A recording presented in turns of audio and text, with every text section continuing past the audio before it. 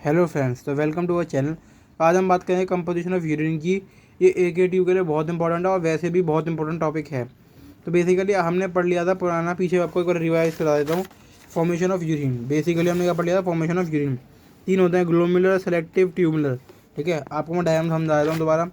ये होता है ग्लोमुलर फिल्ट्रेशन, इसमें ये एफरेंट आर्टिकल होता है, ये ईफरेंट आर्टिकल होता है।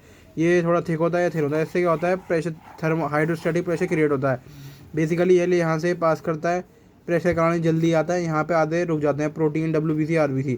ये आगे चलता है। यहाँ पे Na, ये होता है PCT, ये होता है लूप ऑफ हेनले, होता है DCT, और ये होता है कलेक्टिंग डक्ट। और यही ईफरेंट आर्टिकल नीचे आते आते इसे कहते हैं वासा रेक्टा। मैं प्योर हिंदी में बता रहा हूँ आपको। PCT में आधे आयंस एब्जॉर्ब होते हैं, आधे लूप ऑफ हेनले में होते हैं, पूरे DCT में होते हैं। जो भी आपकी बॉडी को चाहिए होता है मेंटेन रखने के लिए एसिड बेस बैलेंस। ठीक है, अब इसी के बारे में बात करेंगे आज, एसिड बेस बैलेंस या pH बेस के बैलेंस के बारे में। मैंने आपको सिंपली बताया, और आपको अगर समझ नहीं आया है तो आप इसको मेरी पहली वाली वीडियो जाके देख सकते हैं। ठीक है, अब आज चलते हैं। तो बेसिकली यूरिन कैसे कंपोज होता है? यूरिन में क्या होता है? वाटर होता है 96%, यूरिया होता है 2%, और यूरिक एसिड होता है, और यूरिक एसिड होता है, और क्रिएटिनिन क्रिएटिनिन क्रिएटिनिन एक प्रोटीन होता है, गूगल कर लेना। एक प्रोटीन होता है जो कि हमें ज़रूरत भी, नॉन एसेंशियल होता है। प्रोटीन आपको बताया दो तरह का होता है, एसेंशियल और नॉन एसेंशियल। ठीक है, एसेंशियल जो होते हैं वो हमारी डाइट में नहीं होते, जो नॉन एसेंशियल वो हमारी डाइट, हमारी बॉडी अपने आप सिंथेसाइज करते हैं, हमें इसकी ज़रूरत नहीं होती। ठीक है, और pigment 0.3। Urine bad smell, urine में गंदी बदबू क्यों आती है? उसमें एक हार्मोन होता है यूरिनोइड। ठीक है, और वो पेल येलो क्यों होता है? पेल येलो इसलिए होता है बच्चों बेसिकली क्योंकि उसमें एक यूरोक्रोम, ठीक है, which is a break down product of haemoglobin. Haemoglobin को जब ब्रेक डाउन करोगे तो क्या होगा? बेसिकली यूरोक्रोम निकलेगा। ठीक है, एसिड बेस बैलेंस या फिर pH balance. In order to maintain the normal pH, acid-base balance, the cell of PCT secretes H plus ion. In filtrate they combine with buffer and secretes ion. Basically होता क्या है? ताकि वो maintain कर सके क्या? Normal pH, normal blood pH, acid base balance. ये cell कहाँ कलेक्ट होते हैं? PCT में। PCT क्या थी? PCT ये थी, देखो, ठीक है, PCT ये थी। H plus ion in the filtrate they combine with buffer and secretes ion. With bicarbonate they form carbonic acid. अब वो क्या करते हैं? कार्बोनिक एसिड बनाते हैं। H प्लस प्लस HCO3, अब H2CO3 और H2O CO2 निकल जाती है।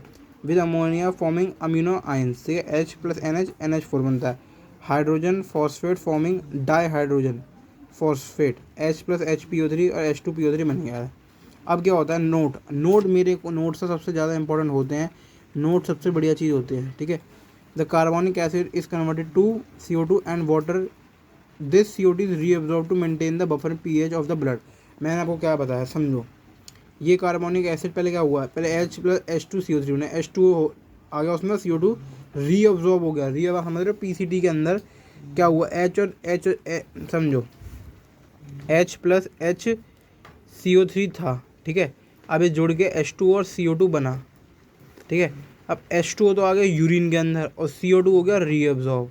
ये वापस चला गया बॉडी के पास, और ये आ गया यूरिन के अंदर। ठीक है, आगे चलेगा, समझाई? फिर क्या हुआ? फिर विद NH3 ये बन गया ammonium ion, hydrogen phosphate forming di hydrogen phosphate, H plus HPO3 H2PO3। ठीक है, अब सुनो।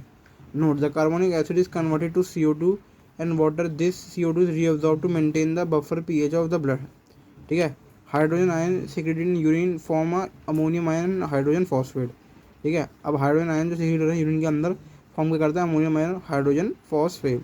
और pH of urine varies from 4.5 to 8 depending on the diet, time of the day and number of other factors. समझ आई? तो pH of urine very करता है person to person, veg है कि नॉन वेज है। 4.5 से 8 तक होता है, डिपेंडिंग ऑन डाइट क्या ले रहे हो, कितनी बार जा रहे हो, और क्या, और अलग अलग फैक्टर भी होते हैं बहुत सारे। ठीक है, आगे चलते हैं। तो एनिमल प्रोटीन, मतलब कि जो बंदे डाइट में नॉन वेज लेते हैं, एनिमल प्रोटीन लेते हैं, उनमें क्या होता है?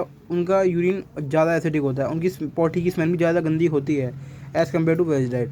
अब बच्चों को ये समझ नहीं आता, आ रहे हैं ऐसे बच्चों, कुछ ही नहीं है, फार्मेसी का सेकंड में आ गए हो, समझो। रेनाइन एंजियोटेंसिन, बोलो मेरे साथ बोलो, एंजियोटेंसिन। एल्डोस्टेरॉन सिस्टम, ये एक हार्मोन है, इट हार्मोन से जो कि रेगुलेट करता है ब्लड प्रेशर और fluid balance.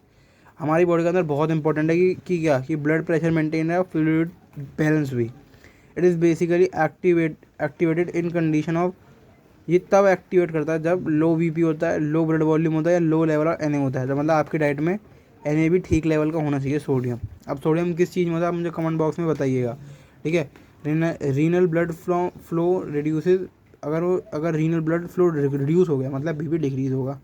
Kidney produce renin. अब बच्चों पता ही होता है रेनाइन एक हार्मोन होता है जो कि कौन प्रोड्यूस करता है, किडनी प्रोड्यूस करती है, किडनी, ठीक है। रेनाइन से बनता है एंजियोटेंसिन, अभी दोनों जुड़ेगा, रेनाइन एंजियोटेंसिन, जो कि प्रेजेंट होता है इन ब्लड। अब ब्लड में कहाँ से आया, ब्लड में सिंथेसाइज करता है लिवर के अंदर, ठीक है। प्रोटीन है लिवर में, ज़्यादा प्रोटीन टूटते हैं। अब एंजियोटेंसिन रेनाइन से वो हुआ रिएक्ट, मतलब वही रिएक्शन जो हुई, angiotensin 1 ACI angiotensin converting enzyme. अब यहाँ बढ़ गया दो भाग में, वैसो कंस्ट्रिक्शन। जब बीपी बढ़ेगा तब क्या होगा, आप जब आपको बीपी बढ़ाना है तो क्या होगा, जो नर्व्स होंगी वो कॉन्ट्रैक्ट होंगी, और जब आपको BP stimulate the aldosterone hormone reabsorption of Na and water in blood volume बढ़ेगी तो बीपी भी बढ़ेगा, ठीक है। ये सही है। अब चलते हैं डिसऑर्डर ऑफ किडनी। बच्चों ये बहुत इंपॉर्टेंट है, ये भी पक्का आएगा, AKTU वालों के लिए सबसे इंपॉर्टेंट है, ठीक है। ग्लोमुलर नेफ्राइसिस, आजकल आपके चल रहे हो गए सेशनल एग्जाम, सेशनल भी घेरूंगा मैं, टेंशन मतलब जो हमारे मेन AKTU में चल रहे हैं, ठीक है। Also called inflammatory glomerular nephritis GN, also called as inflammation of glomerular. Inflammation बच्चों मतलब इन्फ्लामेशन मतलब सूजन, हिंदी में लिखा है सूजन, लाल पड़ जाए, जैसे आप गिर जाते हो तो सूजन हो जाती है ना, हाँ। It is due to lodging blockage of complex of antigen और antibody in the wall of glomerular, effect of glomerulonephritis. अब क्या होगा जब सूजन हो जाती है, खून निकलेगा पेशाब के, haematuria, RBC passes in urine through damage glomerular. Glomerulus क्या था, बच्चों को देखा था ना, वो एक गोल गोल था, उसमें जो वो पड़ा हुआ था बवाल, इसे कहते हैं ग्लोमुलर। अब proteinuria, haematuria, protein pass through urine through damage glomerular, ठीक है। अब रीनल फेलियर, किडनी फेलियर दो तरह के से होते हैं, या तो एक्यूट होगा या क्रोनिक होगा। एक्यूट देखो, एक्यूट इट इज इरिवर्सिबल, नहीं reversible clinical syndrome where there is sudden and almost complete loss of kidney, decrease GFR गिर जाता है, ग्लोबुलर फिल्ट्रेशन रेट, ठीक है। कैटेगरी ऑफ एक्यूट को एक फर्दर तीन है, pre renal, renal, post renal. Renal में क्या होता है, it is due to decrease renal blood flow so late to decrease in GFR। Basically एक बात समझो, जब ब्लड की कंसनट्रेशन वो ब्लड फ्लो कम होगा तो बेसिकली क्या होगा, GFR भी घटेगा, यही बात है। Renal damage to the kidney itself, ठीक है। Symptom acute tubular necrosis due to amino glycoside medicine, ठीक है, मेडिसिन ठीक हो जाता है। Post renal obstruction to the outflow of the urine, example tumour of the bladder, ठीक है। आगे चलते हैं। अब देखो ओलीगरा, ये भी बहुत इंपॉर्टेंट है।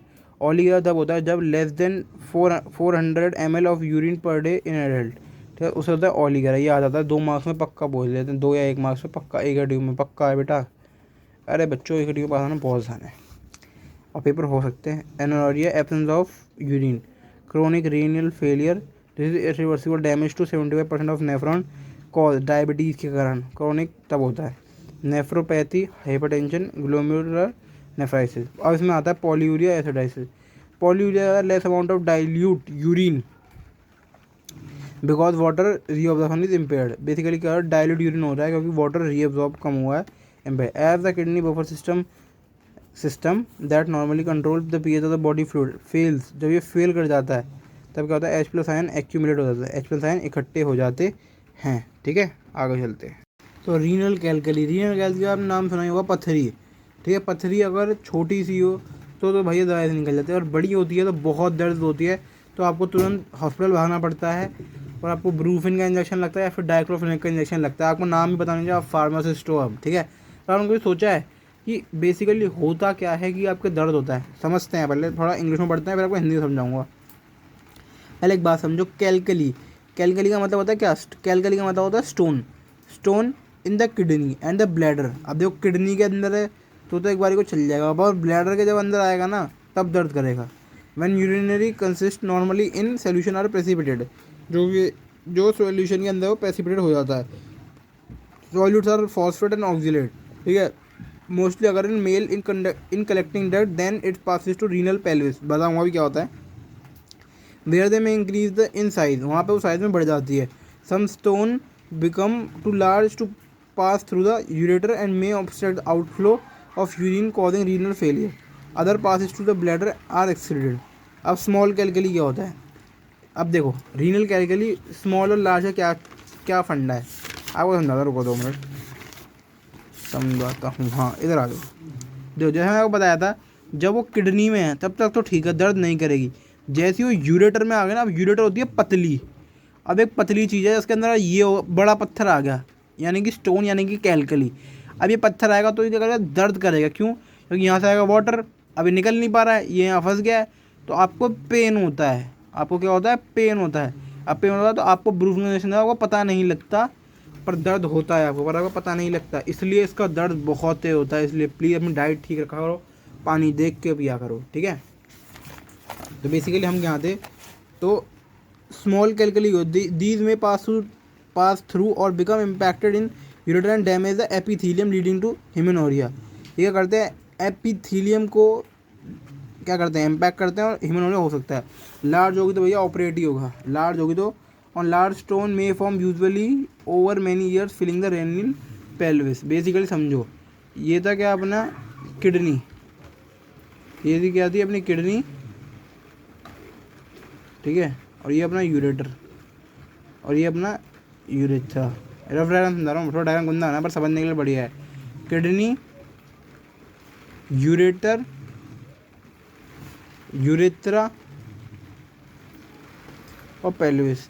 तो बताया जब स्टोन यहाँ तक तो ठीक है, पर जैसे स्टोन यहाँ आ गया, अब यहाँ से आएगा यूरेटर में, यूरिनरी ब्लैडर में भरने के लिए, पर यहाँ ये करेगा पेन, यहाँ करेगा ये पेन।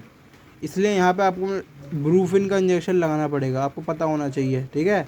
आप घर में कभी किसी को दर्द हो तो ब्रूफिन की दवाई दे दो, तब उसे आराम हो जाए दर्द में, तब तक उसे आराम से हॉस्पिटल तक ले जा सकते हो, ठीक है। आपको नोट्स PDF में डिस्क्रिप्शन बॉक्स में मिल जाएंगे, ईजी हैंड नोट्स है, and we are working very hard for you. Please subscribe our channel. Okay, thank you.